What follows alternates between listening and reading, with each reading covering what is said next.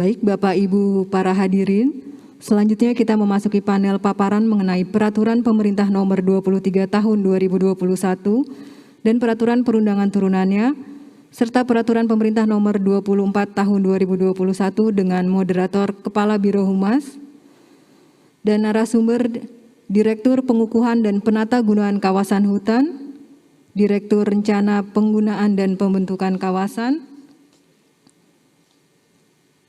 Pengelolaan Hutan, Direktur Kesatuan Pengelolaan Hutan Produksi, Direktur Usaha Hutan Produksi, Direktur Penanganan Konflik Tenurial dan Hutan Adat, Direktur Penegakan Hukum Pidana.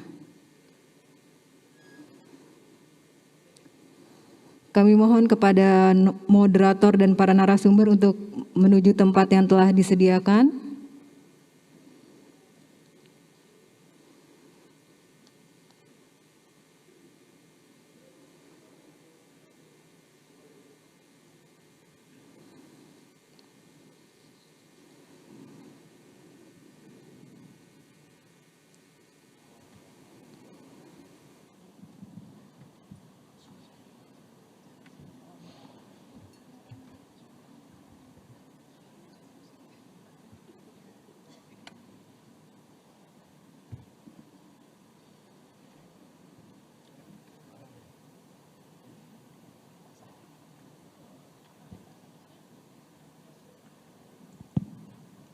Bismillahirrahmanirrahim. Assalamualaikum warahmatullahi wabarakatuh. Yang terhormat Ibu Menteri, Pak Sekjen, Bapak Ibu Dirjen Kabadan, Pak Wamen yang ikut virtual, serta Bapak Ibu hadirin yang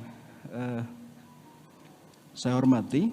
Bapak Ibu, kita punya waktu kurang lebih 2 jam, jadi maksimum di jam 6.30 kita akan upayakan selesai. Jadi mohon untuk para narasumber bisa secara efektif menyampaikan poin-poin pentingnya saja gitu ya, dari PP dan Permen sesuai dengan pemegang proses Bapak Ibu sekalian. Kita akan diawali dari Pak Herban untuk menyampaikan substansi penting di PP 23, kemudian Pak Yasid PP 24, kemudian Pak Herban kembali di Permennya, Ibu Rosi, Pak Istanto, dan Pak Ino. Terakhir Ibu Erna mungkin ya yang perhutanan sosial. Pak Said belum hadir. Baik, saya persilakan Pak Herban kurang lebih 10 menit. Terima kasih Bapak Moderator, yang kami hormati Ibu Menteri Lingkungan Hidup Kehutanan, Bapak Wamen, Bapak Ibu Eselon 1, kemudian staf ahli Menteri, staf khusus Menteri, penasihat senior Menteri, tenaga ahli Menteri, dan Bapak Ibu sekalian yang kami hormati. Assalamualaikum warahmatullahi wabarakatuh. Mohon izin Bapak dan Ibu, kami akan memaparkan terkait Peraturan Menteri Lingkungan Hidup dan Kehutanan nomor P7 tahun 2021 tentang perencanaan kehutanan, perubahan peruntukan kawasan hutan, dan perubahan fungsi kawasan hutan serta penggunaan kawasan hutan, khususnya di dalam lingkup tusi kami di Direktorat Pengukuhan dan Penatagunaan Kawasan Hutan. Bapak Ibu yang kami hormati, paparan kami mungkin secara ringkas nanti akan kita bagi menjadi 3 materi terkait. Yang pertama adalah terkait pengukuhan kawasan hutan, kemudian yang kedua terkait perubahan peruntukan dan fungsi kawasan hutan, serta yang ketiga adalah mengenai penataan kawasan hutan. Slide berikutnya ini mohon izin beberapa slide kami skip karena ya ini outline saja dalam PP 23. Yang terkait di kami tadi ada yang di bab 1 dan 2. Mohon maaf, bab 2 terkait perencanaan kehutanan dan bab 3 terkait perubahan peruntukan kawasan hutan dan perubahan fungsi kawasan hutan. Berikutnya ini adalah outline di peraturan menteri. Beberapa bab di dalam permen tersebut yang terkait di kami, terutama terkait pengukuhan kawasan hutan, penataan kawasan, dan juga di bab 3 perubahan peruntukan kawasan hutan. Ini tadi sudah dipaparkan oleh Pak Sekjen apa-apa saja yang diatur, perubahan-perubahan apa saja yang diatur dalam regulasi baru ini terkait penyederhanaan fungsi kawasan hutan, yaitu penggabungan fungsi hutan produksi terbatas dan hutan produksi tetap. Kemudian juga kami diberikan tugas untuk memberi nomor register terhadap kawasan hutan yang ada. Kemudian tadi terkait penggunaan koordinat geografis dalam seluruh kegiatan pengukuhan kawasan hutan. Kemudian prioritas pengukuhan kawasan hutan pada daerah-daerah kegiatan strategis, PSN, PEN, dan lain sebagainya. Sampai ke yang terakhir itu adalah nomor 8 terkait kecukupan luas kawasan hutan. Barangkali mohon izin kami lanjutkan saja slide berikutnya. Terkait pengukuhan kawasan hutan sebagaimana kita ketahui, slide berikutnya mohon izin Pak. Ya, pengukuhan kawasan hutan sebagaimana kita ketahui ada beberapa tahapan mulai dari penunjukan, penataan batas, pemetaan, dan juga penetapan kawasan hutan. Kemudian upaya-upaya percepatannya ada di slide berikutnya. Model percepatan penetapan kawasan hutan. Jadi penandaan batas di lapangan kita tetap menggunakan pal batas dan juga tugu batas. Namun ada prioritas untuk wilayah-wilayah yang berbatasan dengan wilayah daerah hak, itu yang ada pemanfaatan oleh masyarakat, itu akan jaraknya akan diperrapat. Kemudian untuk yang jauh dari berbatasan dengan tanah hak itu akan dilakukan penandaan batas dengan pencatatan koordinat-koordinat geografisnya. Slide berikutnya Bapak dan Ibu, ini adalah terkait penunjukan kawasan hutan. Nanti akan diterbitkan sebagaimana sebelumnya adalah ada SK Menteri LHK terkait penunjukan kawasan hutan. Kemudian secara teknis ini pengaturannya terkait skala dan lain sebagainya. Slide berikutnya mohon izin terkait panitia tata batas. Dalam peraturan menteri ini disebutkan juga beberapa tugas-tugas PTB, wewenang, kemudian susunan PTB dan juga pendanaannya. Untuk mengenai tahapan tata batas di slide berikutnya. Tahapan tata batas dimulai dari kegiatan pembahasan PTB tentang trayek batas kawasan hutan, kemudian tata batas sementara dan juga tata batas definitif di slide berikutnya. Untuk beberapa kegiatan prioritas itu dilakukan upaya percepatan, yaitu tidak melalui penataan batas sementara, sebagaimana di layar digambarkan dengan garis putus-putus warna merah. Itu untuk kegiatan-kegiatan PSN, PEN, dan lain sebagainya, itu diawali dengan pengesahan peta trayek batas, kemudian langsung dilakukan kegiatan penataan batas secara definitif. Di slide berikutnya itu tentu saja mengatur tentang penyelesaian hak-hak pihak ketiga dalam kegiatan penataan batas. Dan berikutnya adalah terkait penataan batas fungsi kawasan hutan. Ada perbedaan dari tata batas luar, di mana tata batas fungsi kawasan hutan ini dilalui dengan 2 tahapan, yaitu trayek batas, kemudian dilakukan kegiatan penandaan batas definitif. Kegiatan tata batas diakhiri dengan pemetaan dan penetapan kawasan hutan. Yang ingin kami terapkan ke depan untuk kegiatan penetapan kawasan hutan ini, kami mencoba upaya percepatan dengan melakukan kegiatan atau menggunakan sistem informasi yang kami harapkan nanti secara digital, secara online, data-data berita acara terbatas dan peta akan dilakukan pengesahan secara tanda tangan digital. Ini yang kami sedang uji cobakan. Berikutnya mohon izin berarti langsung ke kegiatan pemeliharaan dan pengamanan. Ini adalah salah satu kegiatan di dalam pemeliharaan batas kawasan hutan, itu ada kegiatan orientasi dan rekonstruksi. Izin next slide saja.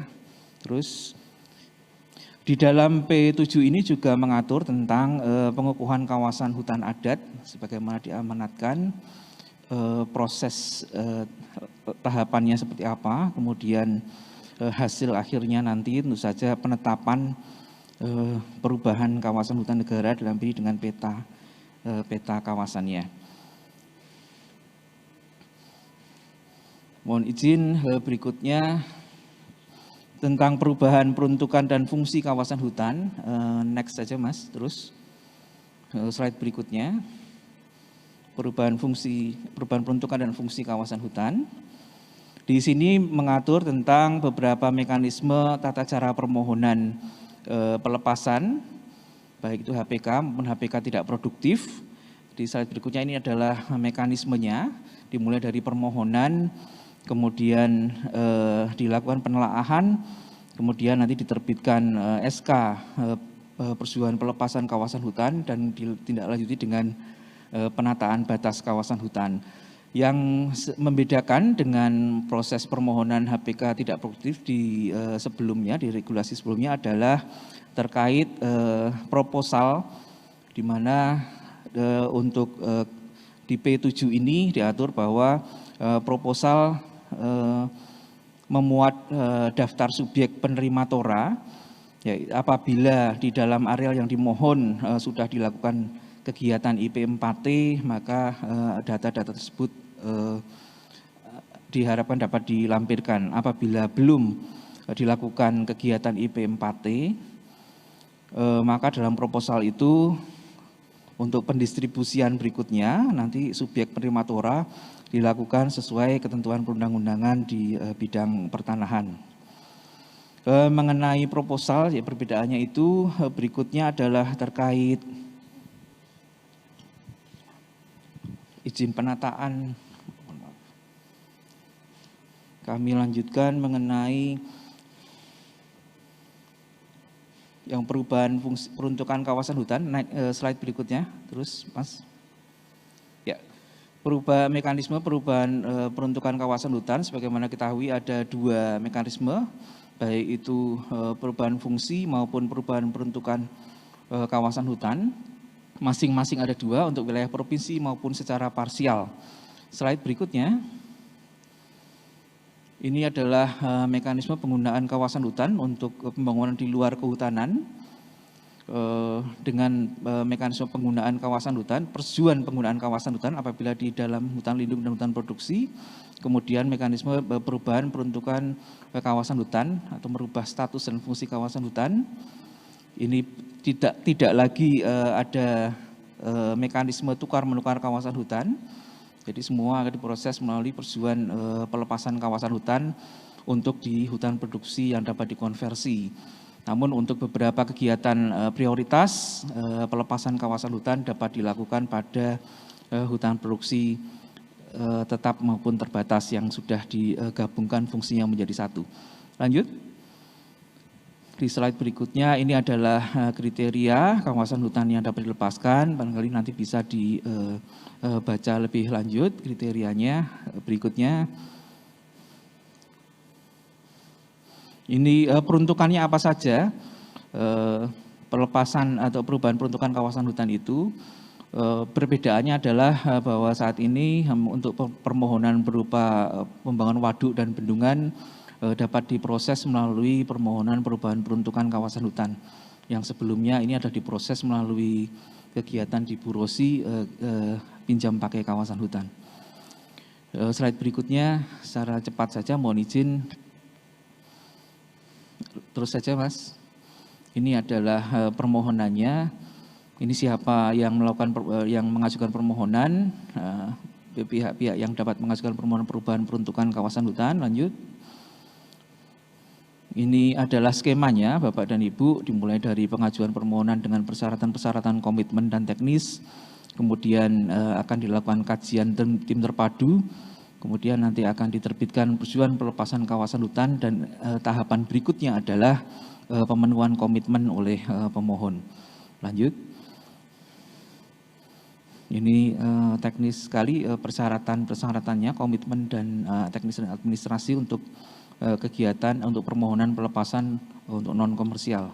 Lanjut. Terus saja ini untuk pelepasan kawasan untuk pangan. Nah, di bagian ini adalah penyelesaian perkebunan kelapa sawit. Ini tindak lanjut dari PP 104 yang kami laksanakan saat ini. Ini sejarahnya. Dari awal adalah PP 60, PP 104, kemudian saat ini adalah tindak lanjut dari UCK, di mana ada PP 23 dan juga ditindaklanjuti dengan Permen nomor 7 tahun 2021. Nanti barangkali ini akan dijelaskan di Pak Yasid. Izin lanjut. Ini adalah skema penyelesaiannya. Jadi pisau analisanya di tabel ini, kegiatannya untuk apa, kemudian sudah ada izin atau belum, sesuai perda atau tidak, kemudian dalam fungsi kawasan hutan apa, maka nanti akan ditentukan pola-pola atau mekanisme penyelesaiannya sesuai tabel ini. Lanjut, mohon izin, lanjut saja. Ya, ini nanti akan dijelaskan Pak Yasid, izin terus. Ya, ini untuk pelepasan kawasan hutan untuk yang 110A, skemanya adalah sebagaimana di layar. Terus ini untuk 110A nanti permohonan perubahan peruntukan kawasan hutan nanti akan dibuat atau disusun tim terpadu dengan susunan tim dan juga tugas-tugas bagaimana di layar. Intinya adalah salah satunya adalah perhitungan besaran PSDADR. Ini yang tidak ada di dalam regulasi dalam tugas tim-tim terpadu sebelumnya. Lanjut, mohon izin. Ya, ini perubahan fungsi, barangkali bisa kami skip saja, mohon izin. Terus, ya, perubahan fungsi kawasan hutan intinya adalah bisa dalam fungsi pokok maupun antar fungsi pokok dalam kawasan hutan. Terus saja. Ini adalah skemanya, perubahan fungsi kawasan hutan, prosedurnya, kemudian persyaratan dan juga kajian tim terpadu untuk perubahan fungsi ini. Anggota timnya adalah sebagaimana di layar. Terus, nah ini Bapak dan Ibu, ini penataan kawasan hutan. Slide berikutnya, di tab chart saja Mas, izin terus. Nah, ini adalah pola penyelesaian apabila penguasaannya adalah milik masyarakat, sebagaimana di regulasi tidak dikenai sanksi. Nah, nanti skemanya adalah terletak di provinsi mana yang lebih kecukupan luas kawasan hutan maupun kurang kecukupan kawasan hutan, nanti akan menentukan pola-pola penyelesaian seperti apa. Dilihat dari fungsi kawasan, jenis peruntukan, kemudian dari verifikasi lapangan, masih masuk kriteria lindung atau tidak apabila itu ada di kawasan terlindung, atau kalau untuk garapan itu penguasaannya lebih dari 20 tahun atau kurang dari 20 tahun. Hal-hal tersebut yang menentukan nanti pola penyelesaiannya seperti apa. Terus, nah inti sebenarnya dari penataan kawasan hutan Bapak dan Ibu adalah satu slide ini saja. Jadi penataan kawasan hutan itu dilakukan melalui kegiatan 4 kegiatan, yaitu TORA, perhutanan sosial, kemudian perubahan fungsi peruntukan kawasan hutan, dan juga penggunaan kawasan hutan. Apabila di lapangan belum terbangun, maka prosesnya adalah permohonan pelepasan HPK. Namun apabila sudah terbangun dan bentuknya adalah sarpras, kemudian fasos-fasum, pemukiman, lahan garapan pertanian, kemudian bangunan lain yang existing sudah ada di lapangan di kawasan hutan, maka akan dilihat penguasaannya setelah penunjukan kawasan hutan atau sebelum penunjukan kawasan hutan. Dalam hal penguasaan tadi sudah ada sebelum area itu ditunjuk menjadi kawasan hutan, maka selanjutnya akan dikeluarkan dari kawasan hutan melalui perubahan batas. Namun apabila keberadaannya setelah areal tersebut ditunjuk menjadi kawasan hutan, maka akan dilakukan kegiatan inventarisasi dan verifikasi dalam rangka penataan kawasan hutan. Ada 2 tim di dalam kegiatan inver ini. Dalam hal provinsi lebih dari kecukupan luas, nanti akan dilakukan inver PPT PKH. Ini intinya adalah New Tora. Jadi Tora sebelumnya ini dilanjutkan lagi untuk kegiatan ini. Hanya tim inver nanti adalah komposisi yang berbeda. Kemudian untuk provinsi yang kurang dari kecukupan luas, itu akan dilakukan kajian oleh tim terpadu. Jadi intinya sebenarnya ini Bapak dan Ibu terkait penataan kawasan hutan. Barangkali itu Bapak yang dapat kami sampaikan.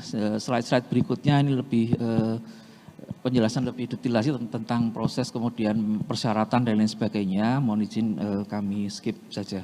Terima kasih Bapak dan Ibu. Mohon maaf apabila ada yang kurang berkenan. Wassalamualaikum warahmatullahi wabarakatuh. Waalaikumsalam. Terima kasih Pak Herban. Bapak Ibu sekalian, P7 2021 ini kurang lebih 6 bab ya. 541 pasal, ada 3 bagian penting. Dari sistematika PP23-nya ini bab 2, bab 3, bab 4 memang didetilkan di permen ini. Oleh karena itu konteks perencanaan mungkin Ibu Rosi bisa memaparkan 10 menit.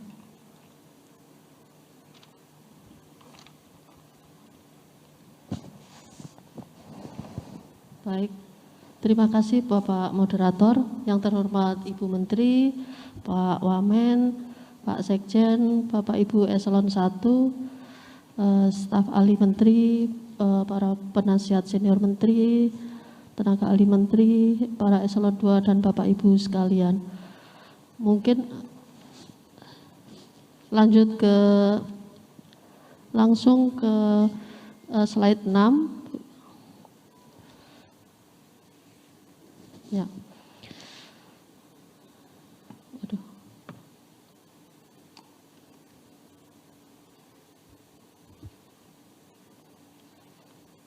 Di bagian penggunaan kawasan. Baik, struktur permen yang terkait dengan penggunaan kawasan hutan ini terdiri dari 3 bab dan 24 paragraf. Lanjut. Ya, ada beberapa pokok perubahan. Lanjut. Ada beberapa pokok perubahan untuk luas kawasan hutan. Peraturan sebelumnya 30% dari luas das provinsi pulau sekarang menjadi ditentukan dengan kriteria dan parameter ini terkait dengan kecukupan luas. Nomenklatur dari IPPKH menjadi persetujuan penggunaan kawasan hutan. Yang ketiga terkait dengan kompensasi IPPKH pada provinsi dengan luas kawasan hutan kurang dari 30%, pada peraturan sebelumnya diwajibkan menyerahkan lahan kompensasi. Sekarang dengan peraturan yang sekarang ada 3 yang harus dilakukan: membayar PNBP kompensasi, membayar PNBP penggunaan kawasan hutan, dan melakukan penanaman rehab-das. Berikutnya untuk eksplorasi lanjutan, di peraturan lama diberikan 2 tahun dan tidak dapat diperpanjang. Nah, untuk peraturan yang sekarang diberikan waktu 2 tahun dan dapat diperpanjang dan tidak ada batas waktunya. Artinya bisa lebih dari 1 kali. Permohonan IPPKH dilakukan setelah pemohon mendapat izin usaha. Nah, kalau peraturan yang sekarang bisa dilakukan sebelum pemohon mendapatkan perizinan berusaha. Lanjut. Nah, terkait dengan mekanisme penggunaan kawasan hutan ini ada 3. 1, persetujuan penggunaan kawasan hutan dengan keputusan Menteri. Nah, apabila untuk infrastruktur non komersial kurang dari 5 hektar dan pertambangan rakyat ini dilimpahkan dari Menteri Kehutanan kepada Gubernur. Berikutnya mekanisme yang kedua adalah persetujuan kerjasama dengan surat persetujuan kerjasama dari Dirjen PKTL atas nama Menteri LHK, dan yang terakhir persetujuan pelaksanaan kegiatan survei dengan surat Dirjen PKTL atas nama Menteri LHK. Lanjut. Ini adalah kegiatan-kegiatan penggunaan kawasan hutan, terdiri dari ada religi, pertambangan, ada minerba, minyak, gas bumi, instalasi pembangkit transmisi, ada jaringan telekomunikasi dan lain-lain. Ada sekitar ada juga di sini untuk industri selain industri primer, ada pertahanan keamanan, sarana prasarana penunjang keselamatan umum, jalur evakuasi bencana alam, pertanian tertentu dalam rangka ketahanan pangan, ada juga untuk pertanian tertentu dalam rangka ketahanan energi, dan yang terakhir untuk TPA sampah, pengolahan limbah atau kegiatan pemulihan lingkungan hidup. Lanjut, nah terkait dengan proyek strategis nasional di sini ditentukan untuk PSN yang dilakukan oleh instansi pemerintah langsung dilakukan pelepasan kawasan hutan. Untuk yang dilakukan oleh instansi selain instansi pemerintah apabila bersifat permanen tapi bisa menyebabkan fragmentasi, itu secara khusus akan dilakukan melalui persetujuan penggunaan kawasan hutan, sedangkan yang bersifat non permanen dilakukan melalui PPKH, P2KH. Lanjut. Nah, persetujuan penggunaan kawasan hutan yang dari Menteri ini ada aturan khusus untuk provinsi yang di bawah kecukupan luas ini membayar PNBP kompensasi, membayar PNBP penggunaan kawasan hutan, dan kewajiban yang lainnya adalah penanaman rehabilitas dengan rasio 1:1. Sedangkan pada provinsi yang di atas kecukupan luas kawasan hutan hanya ada 2 kewajibannya, membayar PNBP penggunaan kawasan hutan dan penanaman rehabilitas dengan rasio minimal 1:1. Sedangkan untuk PSN, food estate, hankam, penampungan korban bencana alam, eksplorasi, survei, dan lain-lain tanpa ada kewajiban apapun. Jadi tidak diwajibkan PNBP kompensasi, tanpa PNBP PKH, dan tanpa penanaman das. Lanjut. Nah, untuk persetujuan penggunaan kawasan hutan ini lanjut diberikan melalui pengendalian terkait dengan batasan luas. Ini diberlakukan kuota 10% untuk KPH. Nah, ini kuota IPPK pertambangan minerba ini hanya berlaku untuk minerba, maksimal 10% dari luas KPH. Berikutnya kuota 10% untuk pulau kecil, ini juga minerba maksimal 10% dari luas kawasan hutan produksi dan hutan lindung pada pulau kecil. Berikutnya kuota 10% di areal efektif IUPHHK. Berikutnya untuk jangka waktu, ini diberikan sesuai jangka waktu izin di bidangnya, sedangkan untuk kelestarian lingkungan tentu saja diwajibkan AMDAL dan izin lingkungan dan lain sebagainya, bisa ada beberapa item ini. Dan untuk hutan lindung diwajibkan untuk melakukan pertambangan tertutup kecuali 13 tambang sesuai dengan Perpres. Lanjut. Permohonan PPKH ini harus dimohonkan oleh ada menteri, kepala lembaga pemerintahan, gubernur, bupati, wali kota, pimpinan badan hukum atau badan usaha, perseorangan atau masyarakat. Sedangkan alur permohonan PPKH bisa kami bedakan menjadi 2, untuk kegiatan non berusaha dan untuk kegiatan berusaha. Kegiatan berusaha ini dibagi menjadi 3. Ada yang memiliki perizinan berusaha, yang belum memiliki perizinan berusaha untuk kegiatan eksplorasi, dan belum memiliki perizinan berusaha untuk kegiatan operasi produksi. Lanjut. Nah, ini adalah alur PPKH untuk kegiatan non berusaha. Nah, untuk kegiatan ini tidak diperlukan melalui sistem OSS, jadi permohonan langsung dimasukkan melalui sistem PPKH yang ada di lobi. Nah, ini langsung setelah dilakukan telaah hukum dan telaah teknis akan dikeluarkan SK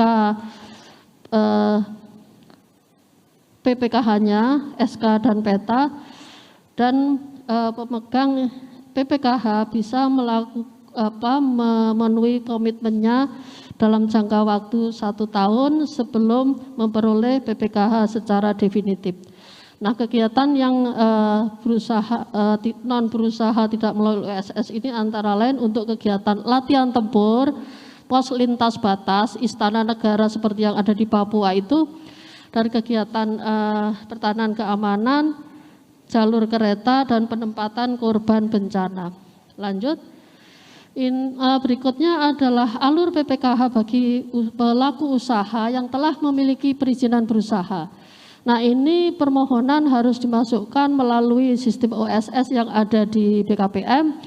Berikutnya diteruskan ke Kementerian LHK dan diproses seperti biasanya, telaah teknis, telaah hukum, untuk kemudian diberikan ditandatangan oleh Menteri LHK, kemudian diterbitkanlah SK dan peta yang kemudian dinotifikasi dan diunggah ke sistem OSS di BKPM. Lanjut. Berikutnya adalah alur PPKH untuk kegiatan eksplorasi yang belum memiliki perizinan berusaha. Ini yang membedakan dengan yang alur yang kedua tadi. Permohonan tetap dilakukan melalui OSS dan ditelaah oleh di Kementerian LHK dan diterbitkan oleh Menteri. Kemudian diunggah melalui sistem OSS di BKPM, melalui sistem OSS. Berikutnya pelaku usaha harus mengurus perizinan berusaha melalui sistem OSS di sana. Berikutnya setelah mengurus perizinan berusahanya, mereka harus menyelesaikan UKL-UPL dan mendapat persetujuan lingkungan.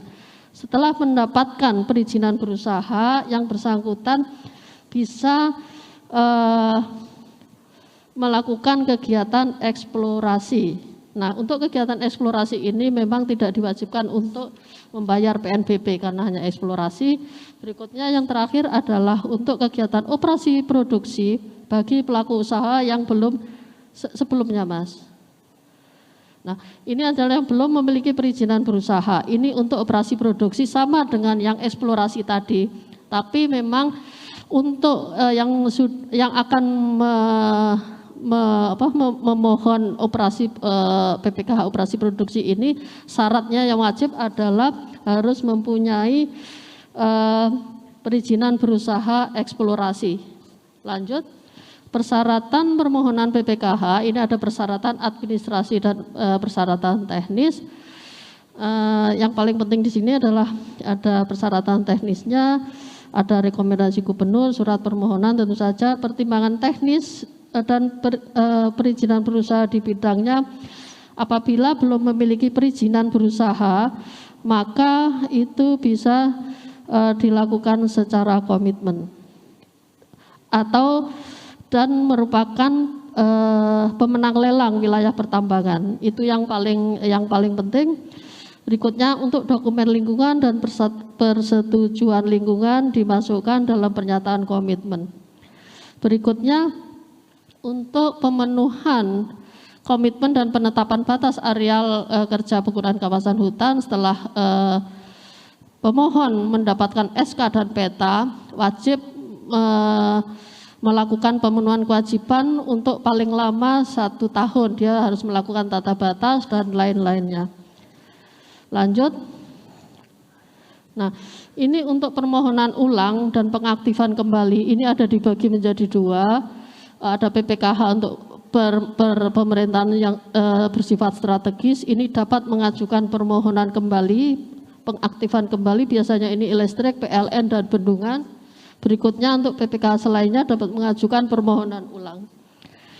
Sedangkan untuk jangka waktu PPKH sesuai jangka waktu izin di bidangnya yang 20 untuk jangka waktunya 20 tahun untuk sarprasa transportasi, penampungan korban bencana, pertanian, dan lain-lain. Untuk yang 2 tahun ini kegiatan eksplorasi dalam hal izin usahanya tidak mengatur jangka eksplorasinya dan permohonan yang belum memiliki perizinan berusaha. Sedangkan tidak ada batas waktunya apabila merupakan religi, hankam, sarana prasarana penunjang keselamatan umum irigasi, dan lain-lain. Nah, ini untuk beberapa ketentuan peralihan. Oke, baik. IPPKH dengan kewajiban menyerahkan lahan kompensasi ini di ketentuan peralihan yang telah lunas seluruhnya tidak dikenakan kewajiban lainnya. Apabila telah mendapatkan persetujuan calon lahan kompensasi dan telah melakukan pembebasan lahan, maka lahan kompensasi harus diselesaikan sampai dengan serah terima ke KLHK. Yang ketiga, telah menyerahkan sebagian lahan kompensasi, maka ada dua pilihan. Kekurangan lahan dapat dipenuhi atau dapat dikonversi menjadi kewajiban pembayaran PNBP kompensasi, PNBP PKH dan penanaman das. Dan yang terakhir, yang belum mendapatkan persetujuan calon lahan kompensasi bisa melanjutkan pemenuhan lahan atau dapat dikonversi menjadi kewajiban pembayaran. Lanjut, ini mekanisme yang kedua adalah mekanisme kerjasama persetujuan penggunaan kawasan hutan. Ini ada lebih dari 10 jenis kerjasama. Lanjut, ini adalah persyaratannya, ada surat permohonan, peta, dokumen lingkungan, perizinan berusaha, dan fakta integritas. Lanjut, nah ini untuk kerjasama ini pemohon itu bermohon kepada Kepala Dinas Provinsi, Kepala KHDTK maupun Dirut Perhutani, dan setelah Dinas Kepala KHDTK atau Perhutani melakukan penilaian, maka yang dari 3 instansi ini mengajukan permohonan persetujuan ke KLHK dan akan ditelaah di PKTL. Setelah itu mendapatkan persetujuan dari Dirjen atas nama Menteri LHK. PKS ini berlaku selama 5 tahun dan apabila 2 tahun belum melakukan PKS maka gugur dengan sendirinya. Berikutnya adalah persetujuan penggunaan kawasan hutan untuk kegiatan survei, sama dengan di kerjasama tadi. Permohonan, peta, dokumen lingkungan, perizinan berusaha, dan fakta integritas. Lanjut. Nah, pemohon survei bermohon ke Menteri LHK melalui Dirjen Planologi dengan syarat tadi yang sudah disampaikan, ada surat, peta, dokumen lingkungan, dan perizinan berusaha, dan kami akan melakukan telaah teknis, kemudian akan terbit persetujuan dari persetujuan survei dari Dirjen Planologi atas nama Menteri. Mungkin itu Pak, terima kasih. Wassalamualaikum warahmatullahi wabarakatuh. Waalaikumsalam, terima kasih Ibu Direktur, Bu Rosi. Saya mengundang Pak Yazid. Saya persilakan Pak Yazid, 10 menit. Terima kasih Pak Kepala Biro, Pak Nunu, atas kesempatannya. Yang kami hormati Ibu Menteri, Bapak Wamen, Bapak Ibu Eselon 1, para penasihat senior Menteri, staf khusus Menteri, tenaga ahli Menteri, rekan-rekan Eselon 2, dan Bapak Ibu sekalian. Assalamualaikum warahmatullahi wabarakatuh. Perkenankan kami sharing tentang regulasi dan implementasi Peraturan Pemerintah Nomor 24 Tahun 2021 tentang tata cara pengenaan sanksi administratif dan tata cara penerimaan negara bukan pajak yang berasal dari denda administratif. Bapak Ibu sekalian, dasar hukum dari PP ini adalah pasal 110A dan pasal 110B Undang-Undang Cipta Kerja terkait dengan Undang-Undang 18 tahun 2013 tentang P3H. Adapun asas hukum yang dianut dalam PP ini sama dengan dianut dalam undang-undang, yaitu asas ultimum remedium, di mana sanksi administratif itu didahulukan daripada sanksi pidana, kemudian restoratif justice. Apa itu pasal 110A? Pada intinya adalah keterlanjuran kebun sawit di dalam kawasan hutan sebelum berlakunya Undang-Undang CK, di mana kebun sawit tersebut mempunyai izin lokasi atau izin usaha perkebunan yang diterbitkan dan sesuai tata ruang. Tetapi pada saat itu belum mempunyai perizinan di bidang kehutanan. Maka pasal 110A itu mewajibkan kepada pelaku usaha tersebut untuk mengurus izinnya di bidang kehutanan. Ini dikasih jangka waktu paling lambat 3 tahun sejak berlakunya Undang-Undang CK. Undang-Undang CK berlaku tadi disampaikan oleh Ibu Menteri tanggal 2 November 2020. Sehingga pasal 110A ini akan berakhir tanggal 1 November 2023. Kemudian dasar hukum yang kedua adalah 110B, yang pada intinya adalah bahwa kegiatan usaha di dalam kawasan hutan yang tidak mempunyai perizinan di bidang kehutanan yang dilakukan sebelum Undang-Undang CK, baik itu untuk perkebunan, untuk pertambangan maupun untuk kegiatan lainnya. Maka pasal ini mengamanatkan sanksi administratif berupa pembayaran denda administratif. Kemudian akan diberikan perizinan di bidang kehutanan.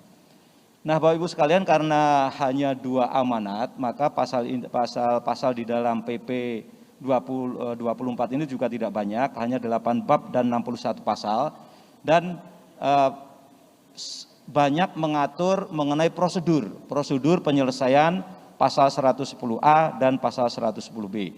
Untuk pasal 110A intinya setelah membayar PSDDR maka akan diterbitkan persetujuan pelepasan kawasan hutan. Kalau 110B apabila sudah melaksanakan sanksi administratif, yaitu penghentian sementara kegiatan dan pembayaran denda administratif, maka akan dikeluarkan persetujuan penggunaan kawasan hutan. Lanjut. Nah, Bapak Ibu sekalian, hal yang penting, yang pertama yang harus dilakukan sebagai amanat dari PP ini adalah Menteri harus melakukan inventarisasi data dan informasi kegiatan usaha di dalam kawasan hutan sebelum berlakunya Undang-Undang CK. Dalam hal ini kegiatan usaha baik itu perkebunan, pertambangan atau kegiatan lainnya di dalam kawasan hutan sebelum Undang-Undang CK itu harus diinventarisasi. Nanti dalam prakteknya itu lokasinya di mana, berapa tahun penguasaannya, luasannya berapa dan lain sebagainya itu akan ditetapkan dalam keputusan Menteri. Nah, dasar inilah yang akan dilakukan proses selanjutnya menyangkut pelaksanaan proses 110A maupun 110B. Lanjut. Nah, Bapak Ibu sekalian, terkait dengan pelaksanaan dari penetapan data dan informasi, Pak Sekjen selaku Ketua Satlakwasdal telah mengirimkan surat kepada para dirjen terkait, Pak Dirjen Planologi, Gakum, Perhutanan Lestari, PSKL, dan KSDAE pada tanggal 8 Juni untuk mohon bantuan permintaan data dan informasi tersebut. Nantinya data dan informasi tersebut akan dibungkus ke dalam SK Menteri, penetapan Menteri, dan ini yang akan dijadikan dasar utama dalam proses penyelesaian pasal 110A, pasal 110B maupun penataan kawasan hutan. Penataan kawasan hutan ini maksud adalah terkait dengan PS atau Perhutanan Sosial, TORA, dan Kemitraan Konservasi. Lanjut. Nah, Bapak Ibu sekalian, selanjutnya adalah proses penyelesaian tata cara kegiatan di dalam kawasan hutan yang mempunyai izin di bidang perkebunan, yaitu di pasal 110A.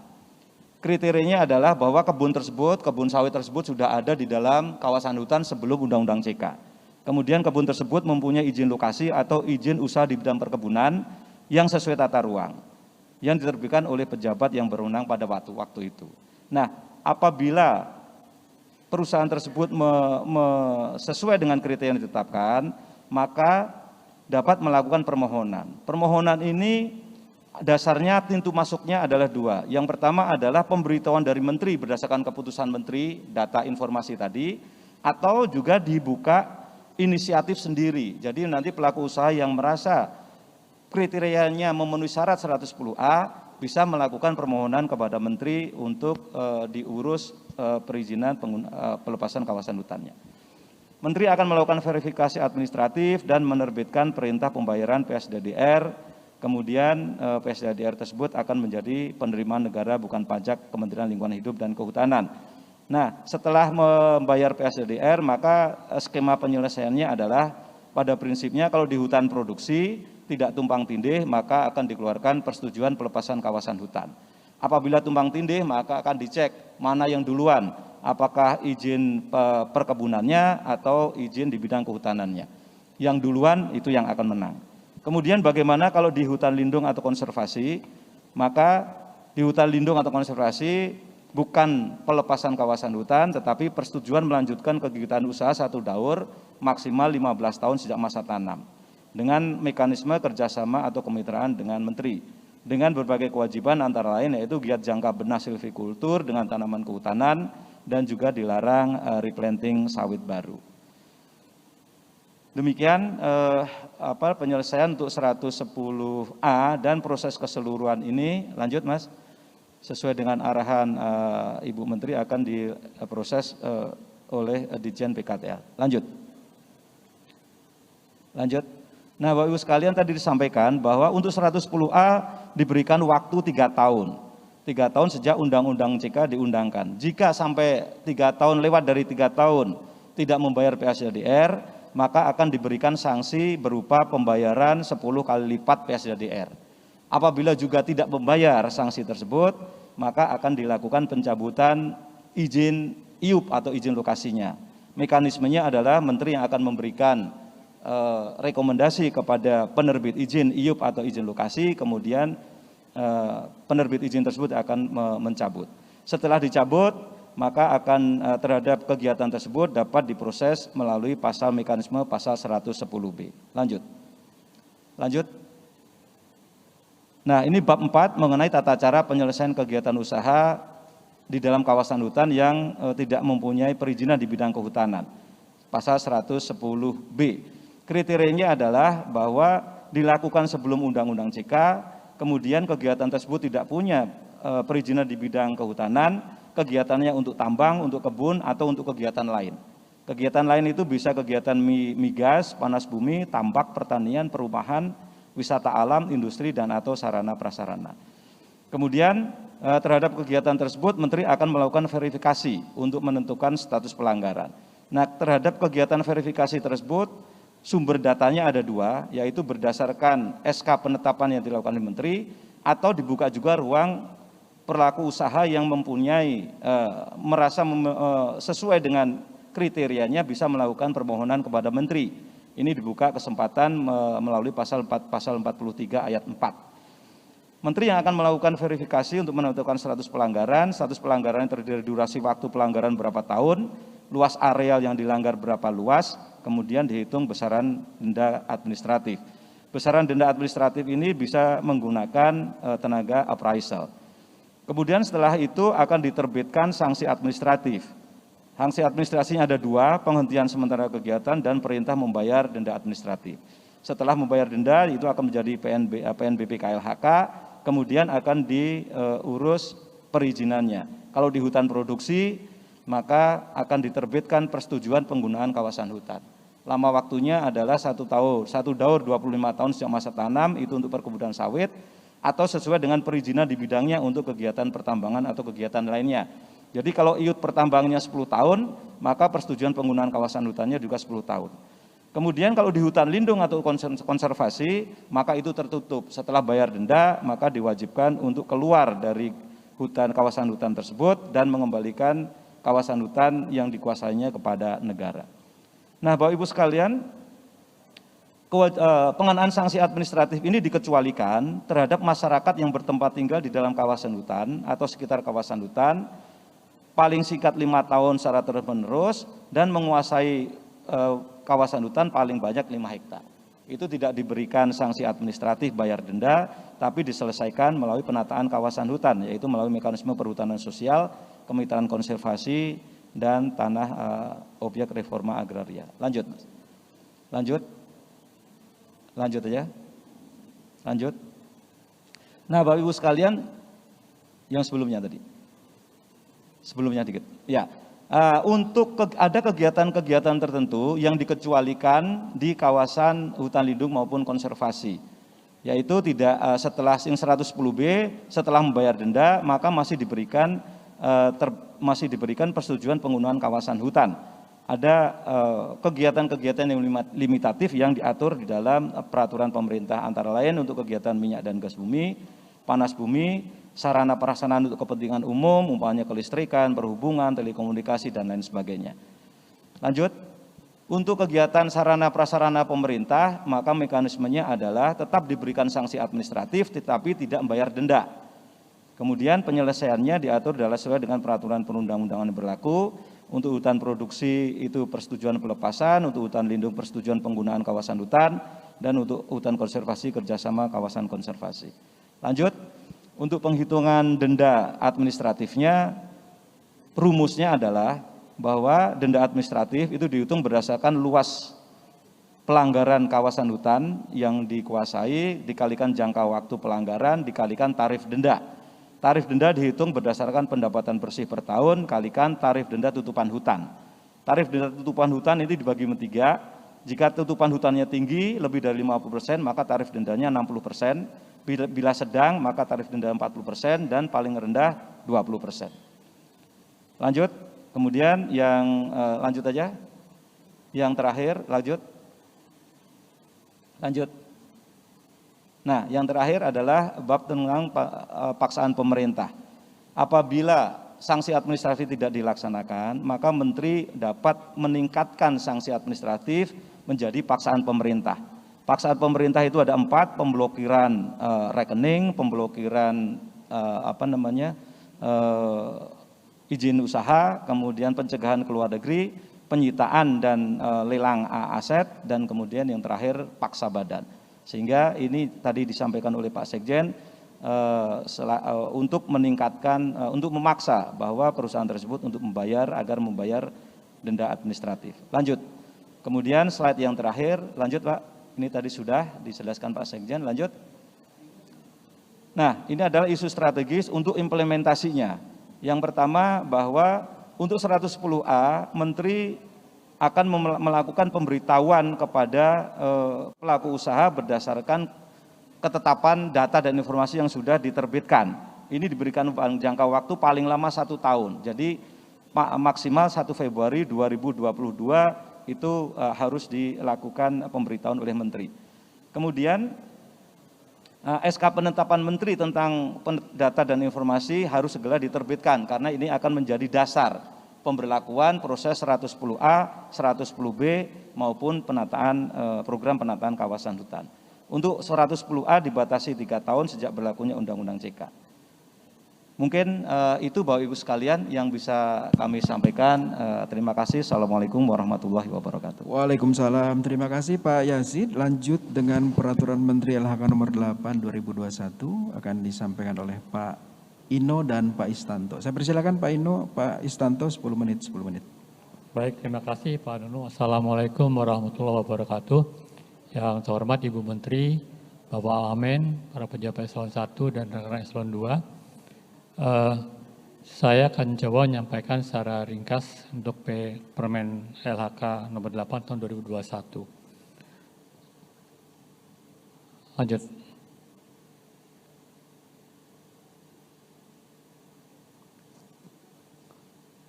Next, lanjut saja, terus.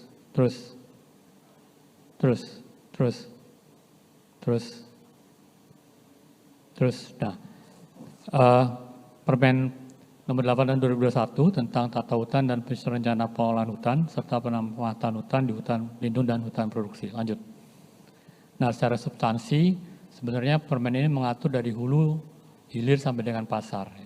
Dari tata hutan, kemudian perizinan berusahanya, usaha pemanfaatannya, penata usahanya, PNBP-nya, kemudian pengolahan, sampai dengan pemasaran hasil hutan dan pindah luasnya. Lanjut. Ini outline-nya, jadi ada 396 pasal dalam Permen ini, dan nanti saya akan menyampaikan bab 2 sampai bab 3, kemudian Pak Istanto bab 4, bab 5, bab 6, kemudian saya kembali menyampaikan bab 7 dan bab 8.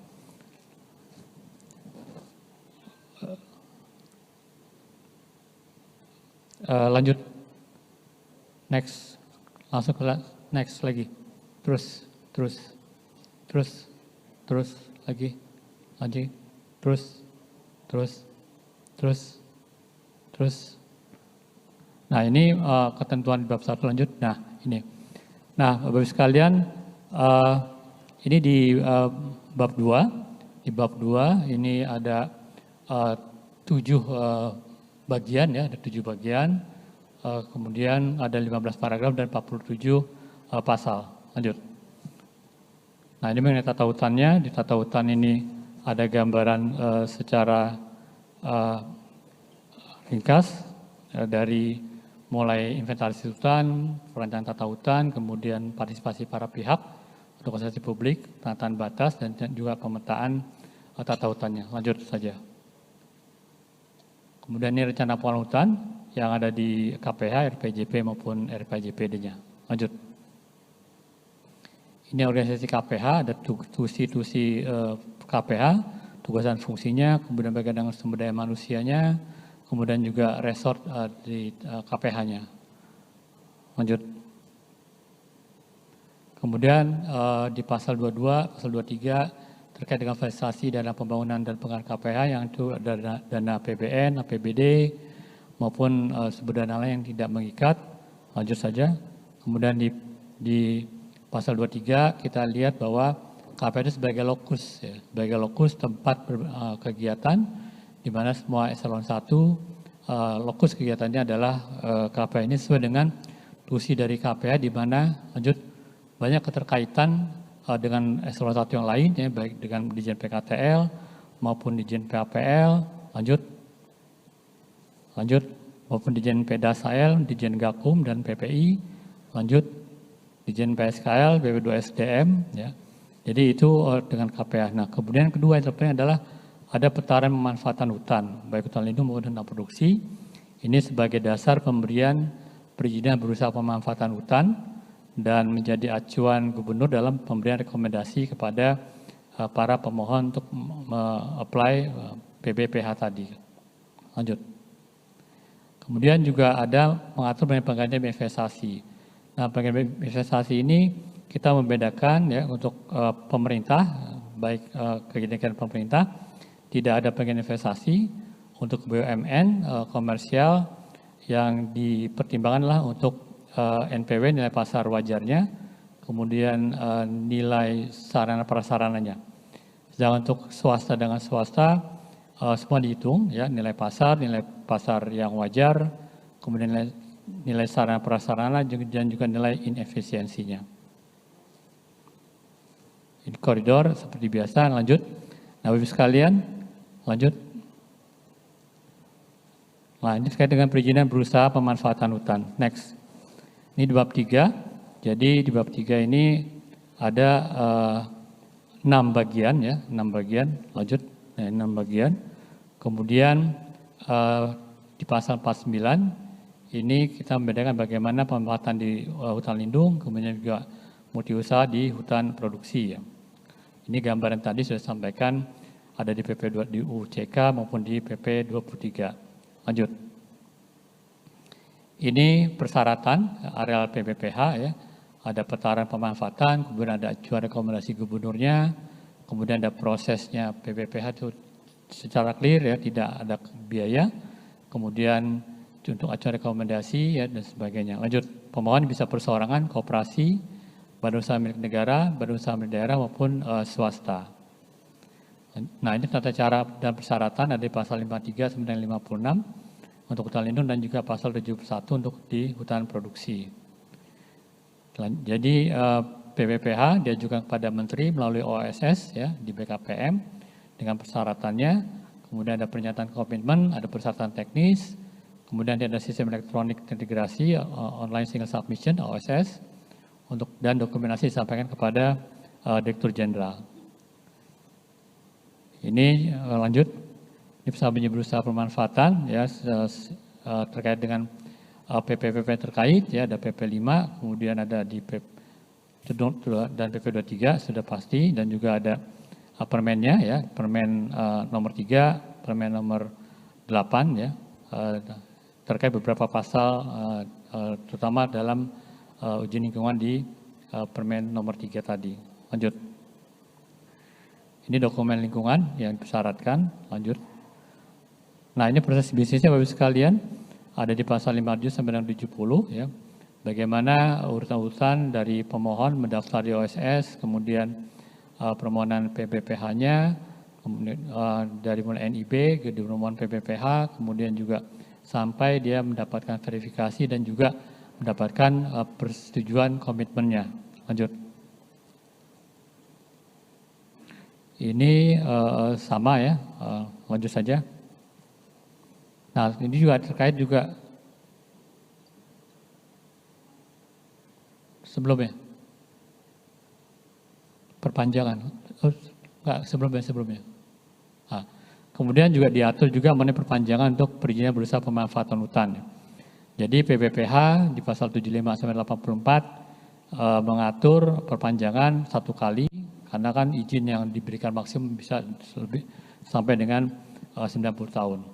Dan juga kepada Menteri, paling lambat 2 tahun sebelum berakhir, kemudian PPWH tidak mengajukan permohonan perpanjangan, diterbitkan keputusan penghapusannya, kemudian juga dia akan berlaku sejak tanggal ditetapkan, melekat pada PPWH sebelumnya, dan juga perjanjian komitmen panjang PPWH untuk melunasi iurannya nanti.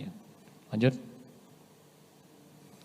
Ini nanti juga pemegang PPPH dia akan terintegrasi dengan pengolahan hasil hutan kayu dan HBK-nya. Jadi tidak dibuka lagi izin-izin baru terkait dengan izin usaha industrinya. Lanjut. Dan dalam permen ini juga mengatur bagaimana perubahan luasan untuk PBPH di pasal 86 sampai dengan pasal 95. Dan PPPH juga mengatur pembatasan ya di pasal 96 97. Jadi pembatasan luasan, pembatasan jumlah PPPH, juga penataan lokasi usahanya. Dan dapat diberikan paling banyak 2 PBPH untuk setiap pelaku usaha. Dan pada hutan produksi diberikan paling luas 50 hektar, kecuali untuk wilayah Papua dapat diberikan paling luas 100.000 hektar. Dan juga di P8 ini di pasal 9899 next juga mengatur penyerahan kembali PBPH ya, dengan beberapa kondisi. Lanjut. Dan juga diatur juga bagaimana pemindahantanganan PPPH di pasal 100 sampai dengan pasal 104. Nah, PPPH dapat dipindahtangankan dengan persetujuan Menteri. Ya. Kemudian pemindahantanganan ini bisa ada pengalihan pemegang ya, PPPH kepada yang lain, atau juga penggabungan, merger, atau juga bisa merupakan diri dengan pemegang PH yang lain, atau juga pemisahan usaha pemanfaatan. Ya. Juga dalam hal Menteri memberikan persetujuan penggabungan, peleburan dan pemisahan pemegang PPPH, maka pemohon harus mendapatkan persetujuan akta penggabungan, peleburan dan pemisahan pemegang PPPH dari Menteri Hukum dan HAM. Next. Ini penyelesaian izin usaha definitif menjadi PPPH, ya, tidak berdampak penambahan jangka waktu.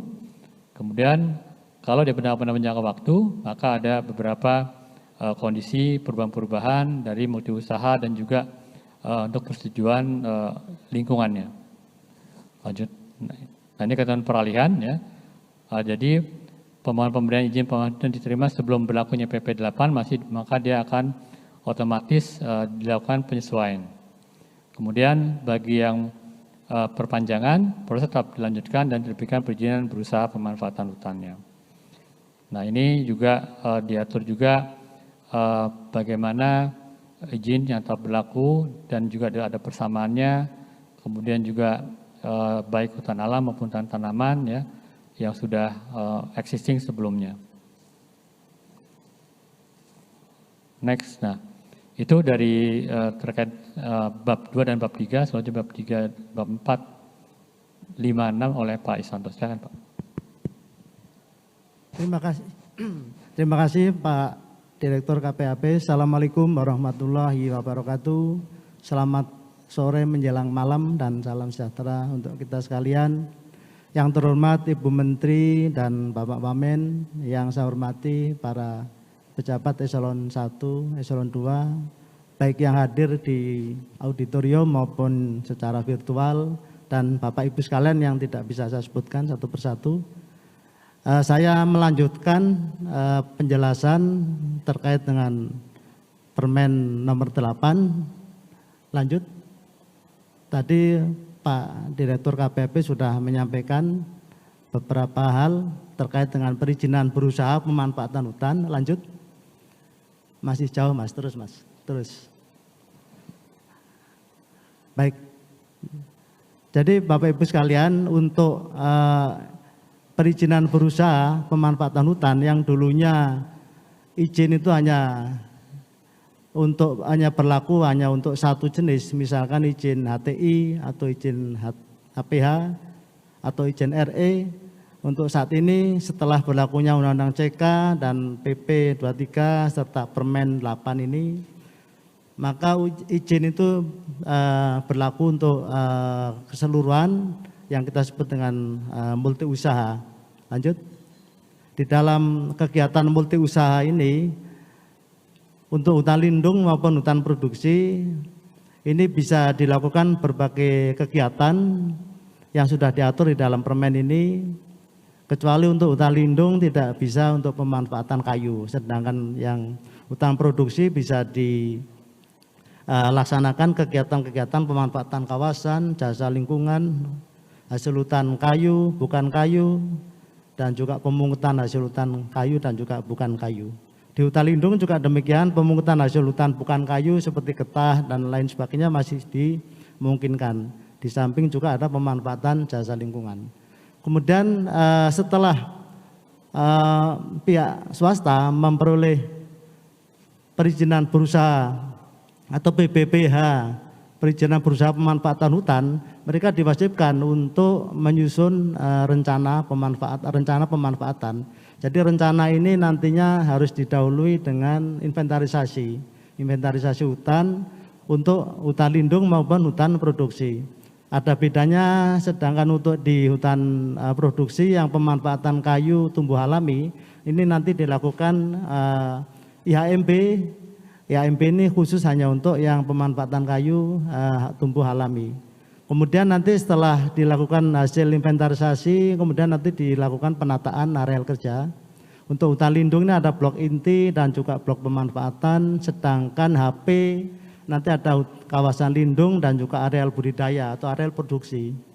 Kemudian rencana kerja usaha ini nanti meliputi rencana kerja usaha untuk 10 tahun, rencana kerja tahunan untuk 1 tahun. Dan pola pengelolaan setelah perencanaan tadi, nanti isinya dari rencana itu meliputi pola pengelolaan yaitu multi usaha. Ini multi usaha ini bisa dilakukan pemanfaatan kawasan, pemanfaatan jasa lingkungan, pemanfaatan hasil hutan kayu, bukan kayu, dan juga pemungutan. Jadi sekarang izin ini hanya diberikan satu izin dan nanti bisa fleksibel, bisa memanfaatkan sesuai dengan potensi yang ada. Kemudian pola pengelolaan ini juga bisa menggunakan sistem silvikultur, apakah itu TPTI, TAPB, TPTJ, dan juga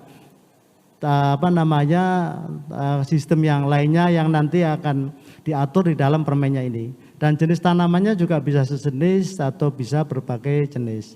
Dan juga nanti kita bisa kembangkan agroforestry, pola tanam yang akan dikembangkan, dan juga jenis tanamannya disesuaikan dengan potensi dan keinginan yang akan dilakukan.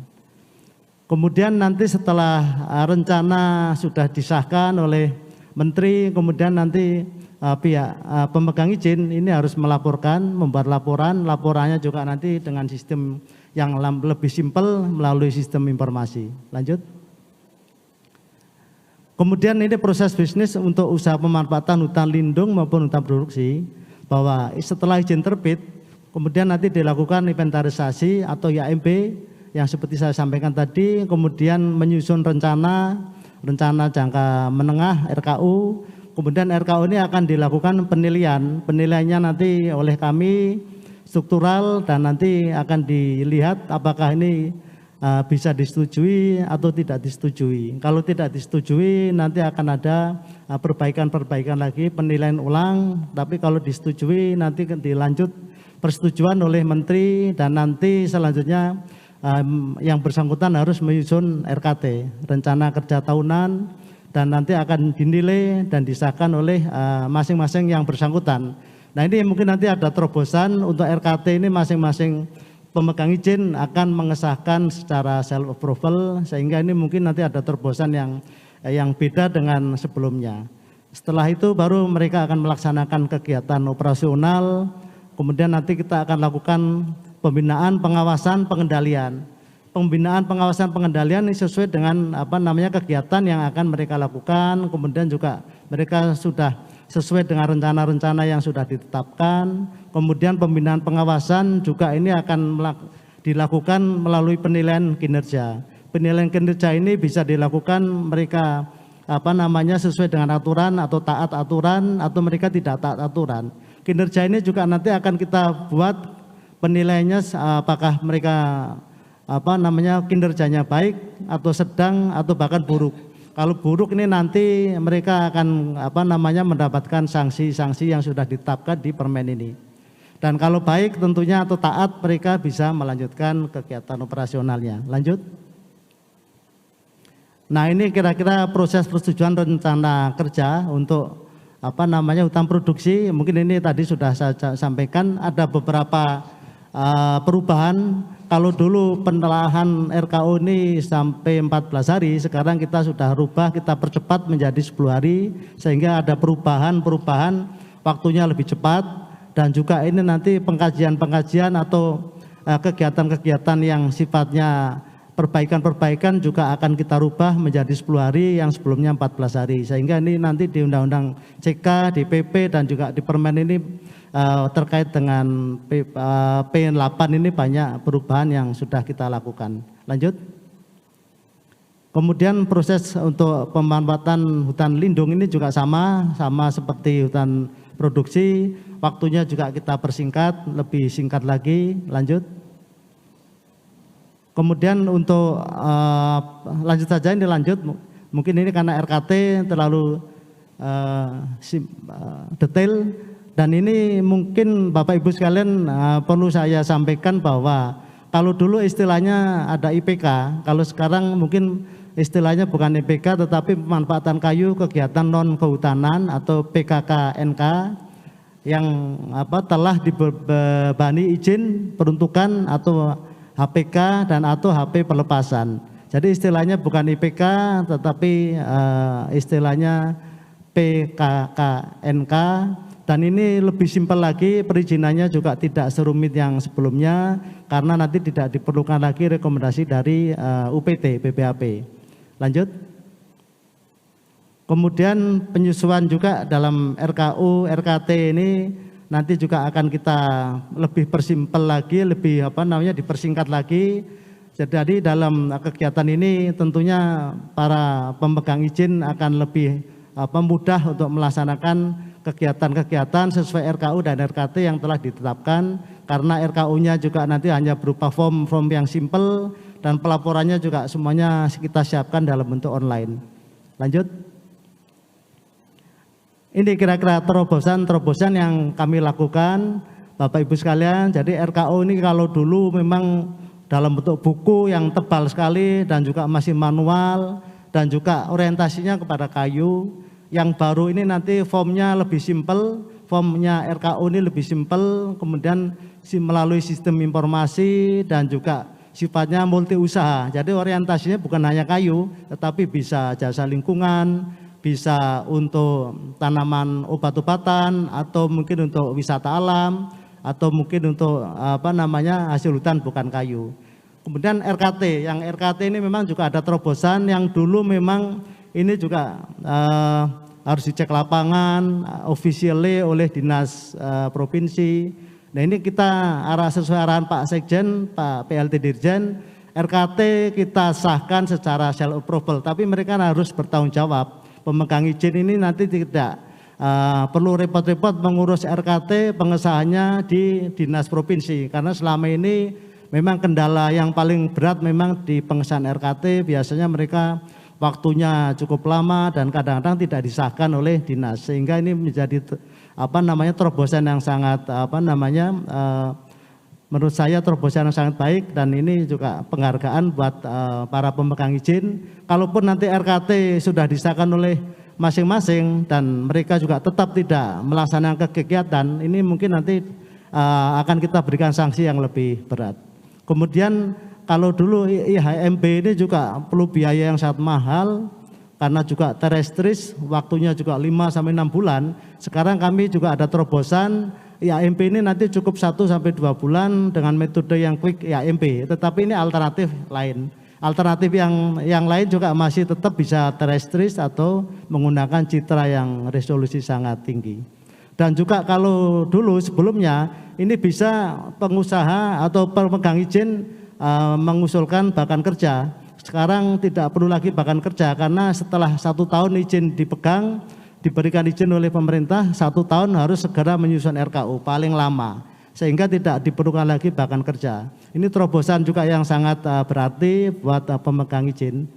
Kemudian pelaporannya juga kalau dulu masih manual dan juga dulu nggak seperti PKKNK ini menggunakan pertimbangan teknis. Kalau sekarang informasi sistemnya sudah sistem informasi kami sedang menyiapkan ini untuk sistem informasi dan juga tanpa pertimbangan teknis. Lanjut.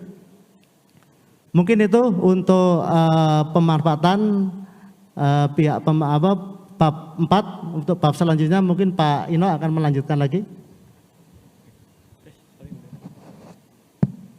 Baik, makasih Pak Ais. Maaf, Pak Isan, Pak Ispadir, pengolahan.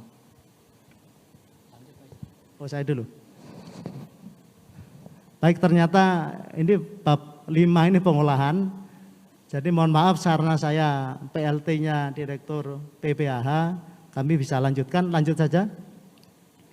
Lanjut. Bapak Ibu sekalian, untuk yang pengolahan, bidang pengolahan hasil hutan ini juga banyak perubahan yang mana terobosan yang kita lakukan. Kalau dulu pengolahan hasil hutan bukan kayu ini biasanya terpisah, kalau sekarang akan disatukan menjadi satu perizinan berusaha pengolahan hasil hutan. Kemudian untuk pengolahan yang hasil primer, yang izin hasil hutan kayu primer, ini nantinya juga akan bisa dilakukan terpadu satu izin dengan pengolahan lanjutannya. Jadi ini banyak terobosan untuk pengolahan hasil hutan kayu dan juga nanti hasil hutan bukan kayu bisa jadi disatukan dalam satu izin. Jadi pengolahan hasil hutan dapat dilakukan untuk kegiatan pengolahan kayu dan atau pengolahan HBK dan juga dapat terintegrasi dalam satu PBPHH. Kemudian pengolahan hasil hutan dapat terintegrasi juga dengan industri lanjutan. Industri lanjutan itu bisa dalam bentuk mebel atau mungkin juga nanti pulp and kertas. Artinya izin itu bisa dalam satu izin tetapi bisa bentuknya bisa kegiatannya bisa lebih dari 2. Ini terobosan-terobosan yang kita lakukan. Lanjut. Untuk terobosan perubahan pengaturan dalam bidang pengolahan hasil hutan ini juga kita sudah lakukan. Tahap persiapan PBPH ini biasanya pemegang PBPH yang berlokasi di luar kawasan hutan dengan bahan baku 100% dari hasil budidaya hutan hak atau hutan rakyat ini dapat melakukan kegiatan persiapan walaupun izin belum dikeluarkan, PBPH-nya belum ada, mereka bisa melakukan persiapan untuk memperoleh PBPHH secara definitif. Ini terobosan juga yang kita lakukan. Jadi banyak terobosan di PAPL ini yang sudah kita lakukan. Kemudian juga kegiatan pengelolaan hasil hutan yang terintegrasi dalam PBPH, BUMN atau perhutanan sosial yang telah memperoleh SPLK.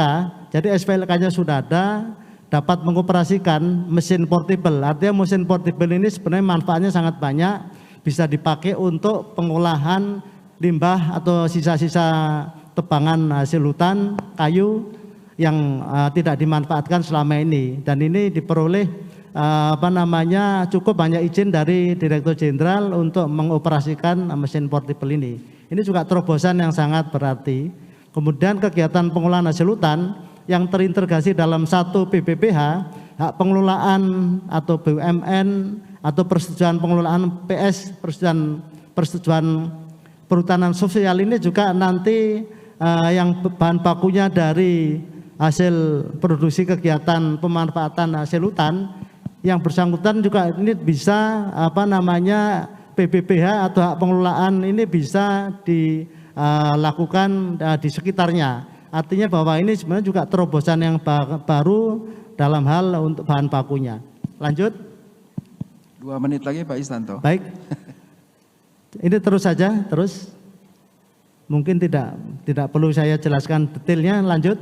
Jadi yang jelas bahwa di dalam perizinan berusaha pengolahan hasil hutan ini banyak yang sudah kita lakukan, dan ini salah satu contoh juga di dalam ketentuan pengaturan kalau ada perubahan atau PBPHH akan dilakukan perubahan, ini juga sudah kita lakukan perubahan-perubahan, terobosan-terobosan yang sangat simpel. Contohnya misalkan akan ada rekomposisi ragam produk, re-engineering mesin utama produk, perubahan pemegang saham, direksi. Ini cukup nanti persetujuan dari direktur saja, jadi tidak terlalu jelimet, karena ini juga mungkin tidak terlalu prinsipil, tetapi hanya sifatnya teknis sekali. Lanjut. Kemudian lanjut saja. Lanjut.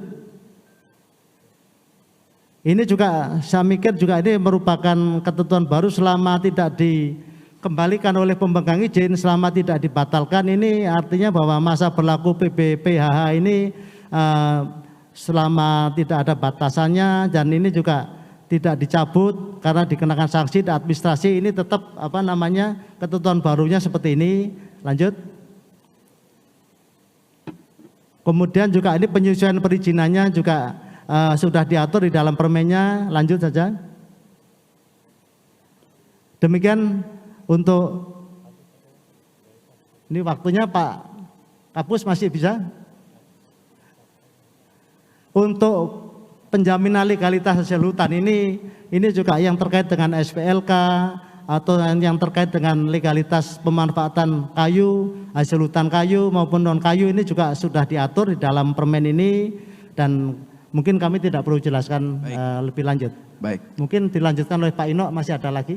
Baik, Pak Ino 5 menit lagi karena kita punya waktu 12 menit nanti untuk Pak Said. Next, Bos. Next. Lanjut.